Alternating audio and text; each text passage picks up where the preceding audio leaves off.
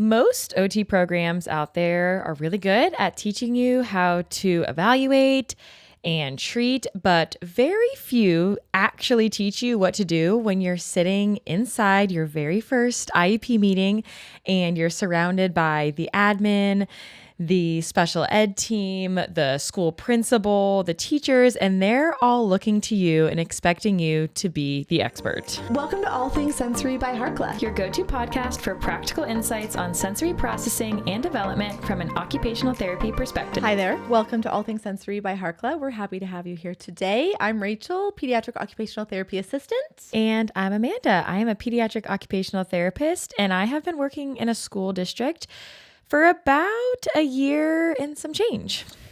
And today we're going to talk about breaking down IEPs, 504s, MTSS, just kind of giving you a little more of an understanding about how to support your clients and your students and yourself along the way. Okay, I want to start with what makes school-based OT a little bit different from, say, a clinic-based OT or an early intervention OT, because it is really different. I remember being so afraid of my first day as a school-based OT because there is a lot of pressure. There's a lot of eyes on you. You're working with a lot more coworkers that are outside of our scope. Usually when you're in a clinic or somewhere else, it's just you and other OTs, maybe some speech therapists, but there's a lot of eyes and hands in the same bucket in the school. I always feel like, I have never worked in a school. So this is my perception from the outsider, from a clinic therapist. I'm like, I feel like people, if I were to go into the schools and pull kids and be the therapist in the school, I feel like people would be annoyed with me. Like, OT's here again, taking Johnny from class, or, OT Rachel told me that I needed to turn off Go Noodle or whatever. I just feel like people would be annoyed with me, Yeah, and I do think that there is a level of that, of just our perspective is a little bit different, and you have to respect others' opinions and their way of doing things in the school. It's not all about you and all about the OT lens. You also have to look at things from everybody else's lens and what they need to accomplish that day as well, because these students are there for school. They're there to learn. They're there to go to recess and to lunch and to go on and off the school bus. So it's not all about OT, whereas in a clinic, they're literally coming to you specifically for therapy and then they go home. So you do have to look at it in more of a big picture sense. I love that. Yeah, but it is very different, and the goals we're writing are very different, and the way we go about therapy is very different, right? The goals you're writing and the interventions you're using have to support a child's academics. How is this impacting a child academically? We don't really care how a child gets dressed in the morning. Yes, we do. But if that's not specifically impacting their ability to participate in the academic classroom, to the school and the insurance companies and the IEP team, it doesn't matter to them. Yeah, I feel like everything has to be academic focused rather than medically focused, depending on the kiddo, of course. Or, sensory focused, obviously that's a big part of it. But again, I don't know how many sensory goals you're writing at school as well. It's more of how can they sit and focus and learn and attend and hold their pencil properly. Yeah, it gets really tricky, especially if you've worked in different settings, because I love working on sensory things and I personally know how much sensory impacts learning, but you have to just be careful how you address those conversations and those goals with your team, because they're like, okay, who cares if the child can tolerate sitting on a swing? But I'm like, I do. But you're explaining it to the team and to the teachers, and knowing the underlying reasons and the causes and the science and all of that behind it is really going to help you feel like an expert when you go into those meetings, when you can explain these things to the team and why you're working on them, or why you're bringing them up in the IEP meeting. For sure.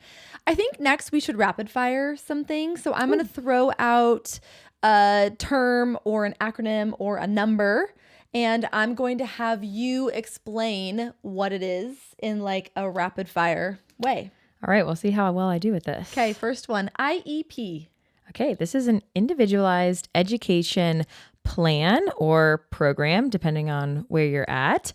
And this is really just a full plan and document that describes all of a student's strengths, deficits, goals, areas of functional need. Every single team member is going to put their input into this document.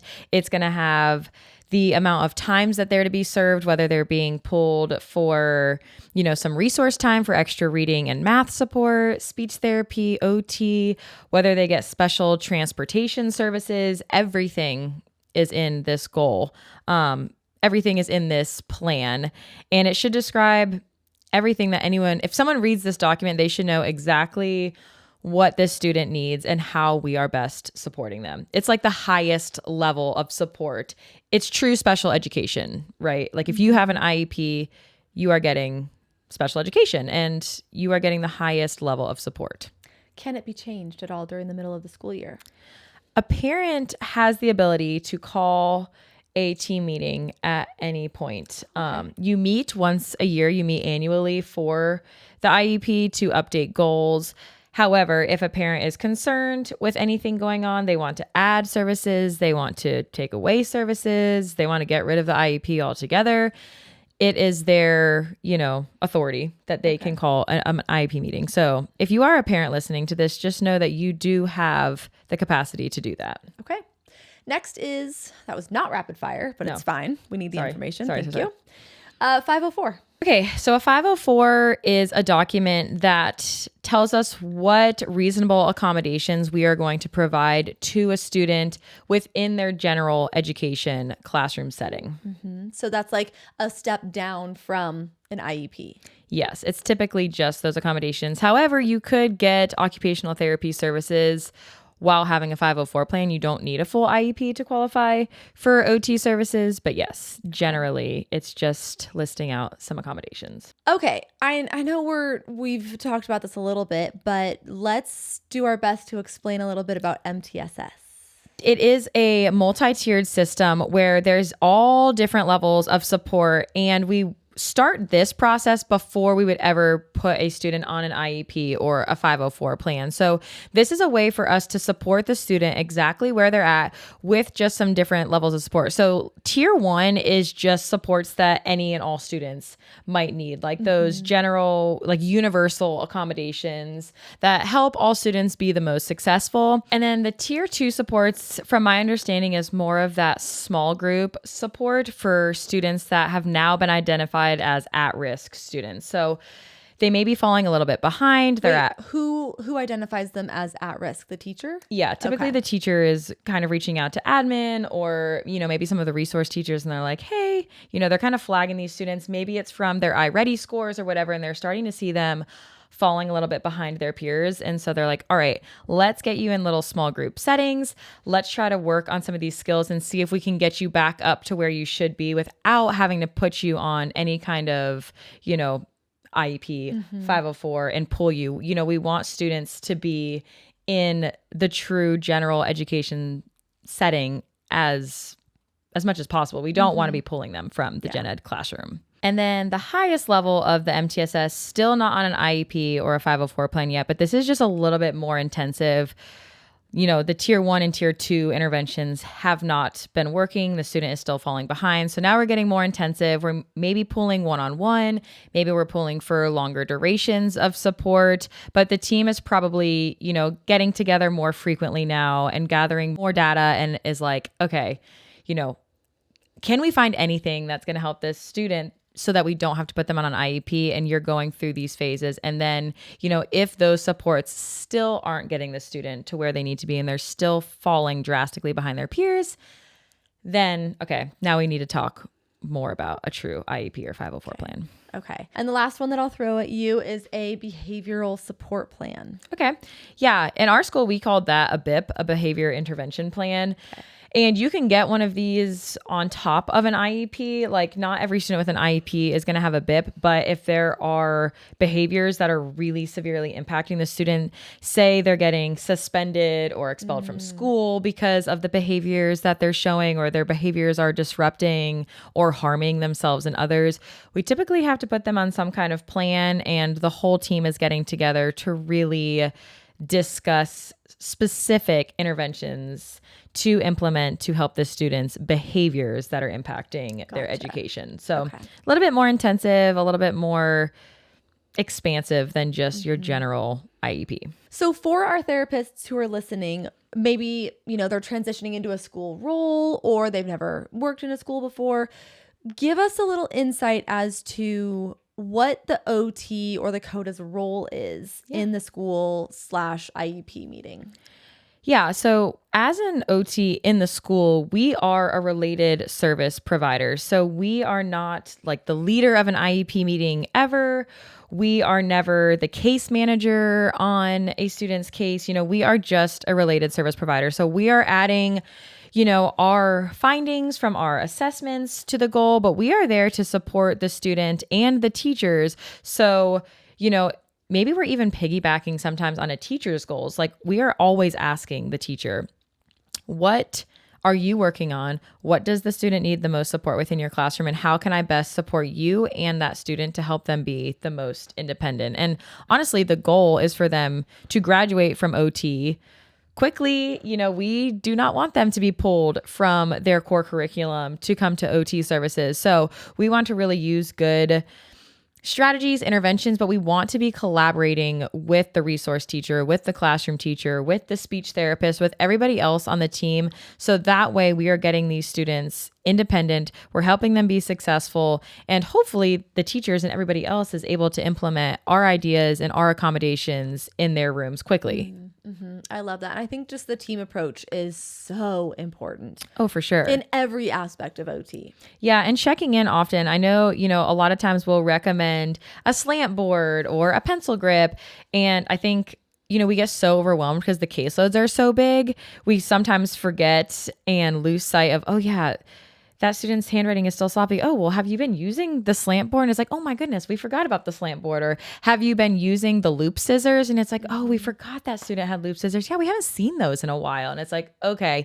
So making sure we're checking in, especially when we do have accommodations or specific tool recommendations, and making sure that the teacher and the student has them accessible for when they need to use them. So as OTs in the classroom, a big part of what we do is provide accommodations and sensory strategies and support. So let's list off a few of your favorites that you use consistently in the classroom. Yeah. When a child maybe is like, not on an IEP, they just are struggling. They just need some additional support. Yeah. I mean, definitely one of my favorites is a slant board, like I was just talking about. It's really helpful in just getting that wrist into a better extended position. It helps with pencil grasp. It's also good for reflexes too. Yeah. And it really just helps like visually bring the paper up, and core strength that helps them be more upright when the paper's upright. So a slant board is a really easy kind of universal accommodation, honestly, especially for those younger students that are just learning how to read and write. That can be really simple but effective. Movement breaks are, you don't even need a tool, but just frequently, getting your kids to crawl when you're going down the hallway, skipping, allowing your student to go to the water fountain and get a cool drink of water. That can be really regulating for students. I recommend that a lot. And loop scissors are a big one. I think having left-handed scissors readily available, again, another universal accommodation, but making sure that every kindergarten and first grade and preschool classroom has left-handed scissors and loop scissors. It's kind of just like a little spring loop for students that might have trouble, I think opening and closing the scissors. Dissociating the thumb from the other fingers. It can be really hard for them to put one in these holes and these ones in this one, where it's just kind of a squeeze when they're first learning. Obviously we want to graduate from those and be able to use, true scissors, but those are just great things. Typically I'm speaking to more of the younger elementary classrooms for these tools and strategies, but sometimes our older elementary kiddos still need to utilize them too to be independent. Okay, I'll share a few that I learned in this course that I just recently took that stuck out to me. The first one being that the kiddos, they were pulling their jackets and putting them behind over the back of the chair. The reason why is, number one, it was like a little mini compression shirt and it helped their posture and it helped them focus. And so what the OT did was she got lost and found jackets and stuff and had those available for kids who didn't want to stretch out their own jackets and stuff. and would just help them like zip into the back of the chair. And I was like, that's genius. Wait, that's so smart. And it's so cool. Right? Like you're saying, let students choose if they want to do that. We're not like forcing them into a It's not a straight jacket. Yeah, No. exactly what I was thinking. I was like, but some students genuinely like these support tools and just having, again, universally available for all your students to choose. Because I think this is the biggest backlash that OTs get when it comes to like fidgets and flexible seating and all those things. It's like, oh, that's so distracting to my other students. We hear it all the time, but once you introduce it and normalize it in your classroom, like, yes, it may be distracting for the first couple weeks of school because it's something new, it's something exciting, but typically the students aren't going to use those things unless they actually need them. Once, the newness of something wears off, then usually the kids leave it alone. They don't want to sit on that wobble thing if they don't need it because it's uncomfortable and it's annoying. But the students that genuinely need it to focus are going to go grab it and put it in their seat. Exactly. And then the other one that I personally like to do is to turn the chair around. Yeah. So the back is in the front. I love Helps that. with posture. It helps with the spinal galant. I don't know. I just feel like it's a super simple, quick, quote unquote fix, if you will. I love that. And also allowing your students to go right on the floor if they want to be on their tummy, if they want to get underneath a small table and writing up there, let your students move around the classroom. We don't have to sit at the desk all day long to learn. I know. It's so important. It's very outdated, that requirement, and just like goes beyond any of like a child's biological system. Yeah. And I think one of the best things that you can do as an OT, especially if it's your first year in a school or you're brand new to that school, we don't want to go in and overwhelm these teachers. They have enough on their plate already. Teachers are incredible. Yeah. I couldn't do it. They're incredible. So you don't want to go in and be like, you need to do this. You need to go buy these things. Your students need to be crawling every 30 minutes. That's not what we need.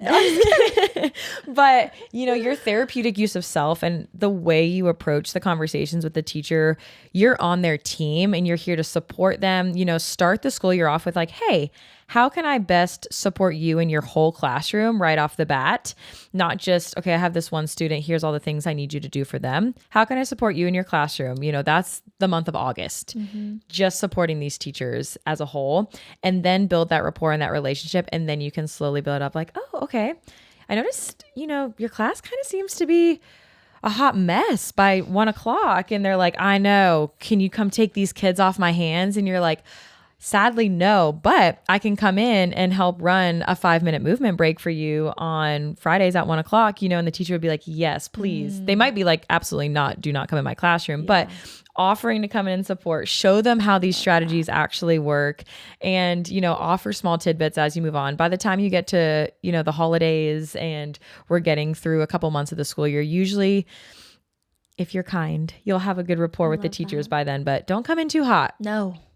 They don't need that. They don't need any extra on their plate. Just pull your students, push in for your students if they allow you. That's my favorite service delivery method. We do it. We should talk about that specifically, like the different models and like what they look like. Yeah. Because that's, I think, super confusing. Yeah. So you said push in. Yeah. Is your favorite? Push in is my favorite. And there's definitely a time and a place. I will say a lot of teachers don't really love it because it can be a little disruptive to have someone else in there. The kids, again, anything that's new or different in their day, they're like, oh my gosh, who is that? You genuinely feel like a celebrity in an elementary school. If you are the OT, you are the cool girl. You have the swing in your room. You have the cool pencil grips. Like, the kids love you. So a lot of the teachers don't really want you pushing into their classroom, but I will say, the whole point of OT is to help a student be independent in their classroom. So it only makes sense that this is the place where you should be. So if a teacher allows you, and again, you might need to work up to this, you might need to build that relationship with that teacher in that classroom, but push in, offer to help, the whole classroom when are you guys doing craft? Can I come in during craft time and sit with that student so that I can help support their scissors and their painting or coloring? Find the best time that works in your schedule and the teacher's schedule that you're not disrupting them. But then, we've got the pulling the student out of the classroom method where they're coming to your classroom or your closet. Jinx. Oh my gosh. That's amazing. So funny. So many OTs have a closet at their school. And if this is you, I'm sorry. And we love you. And we appreciate all the things you do. And hopefully your school appreciates you and will hopefully get you your own little room. But until then, utilize your tools, make it fun, but you just still have to communicate with the teacher. You have to be emailing them. You have to be chatting them with what you're doing. What kind of paper are you using? What kind of scissors are you using? And help them be able to carry those strategies over then to the classroom. And then, so that's more of like direct. Both of those are direct services. So I might say I am going to see Sally for 90 minutes a month, which would be 3 30-minute sessions spread throughout the month. That would be in their plan. That'd be on their IEP plan. And I'm seeing them throughout the month. Usually I have it built into my schedule so that the teacher knows, from the beginning of the school year, like, hey, Wednesdays from 9 to 9:30, I'm going to see this student, letting them know, hey, there might be weeks where I have an IEP meeting at that time, or I'm out for an appointment, or the school had some kind of assembly during that time. So just making sure we're checking in, but typically trying to have a schedule so that the teachers know when to expect you and finding a time that works for both of you. And then the consultative is just more of that indirect service model. So I might say, hey, in the IEP, it might just be student will receive indirect consultative OT services one time a quarter or one time a month. And this is more of a teacher check-in. So I'm going in, I'm observing the student once a month, and then I'm also sitting down with the teacher on the back end or sending them an email like, hey, what's been working with this student? Have you been using their name stamp? Have they been successful with using the loop scissors? Do you still have enough of the 3-lined paper that I gave you at the beginning of the year, or do you need some more of that? So we're just really checking in with them, just depending on what the kid needs. Typically, I do monthly for our younger kiddos, and then by the time they get a little older, you can usually just do a quarterly basis check-in, and the teachers should have it handled by then and know what to utilize. Okay, so is that written into an IEP as well? So it's like I have, a 30-minute check-in with a teacher, or I have to like what does that documentation look like?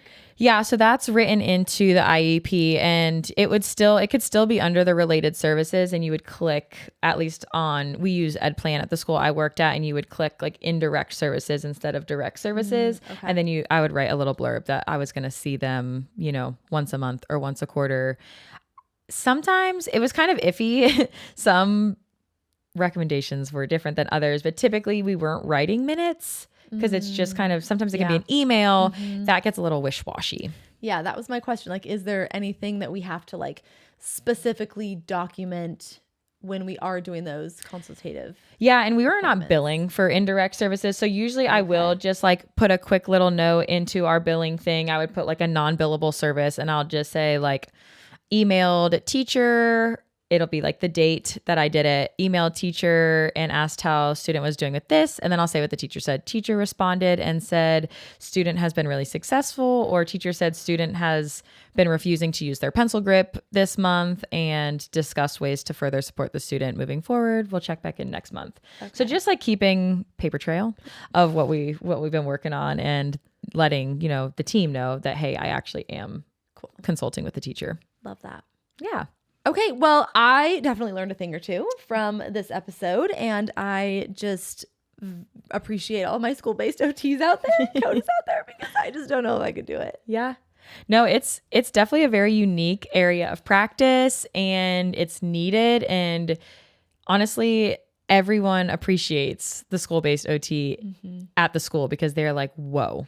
Whether it's we're working on the sensory, the regulation, the handwriting, typing, all of the things, your work matters, and it is making an impact even if you don't see the day-to-day progress. So you're incredible. If you need more support, please comment, leave us a DM. We'd love to chat with you more about how we can support you, how we can help you write goals, how we can help you through your first IEP meeting if you have one coming up this school year.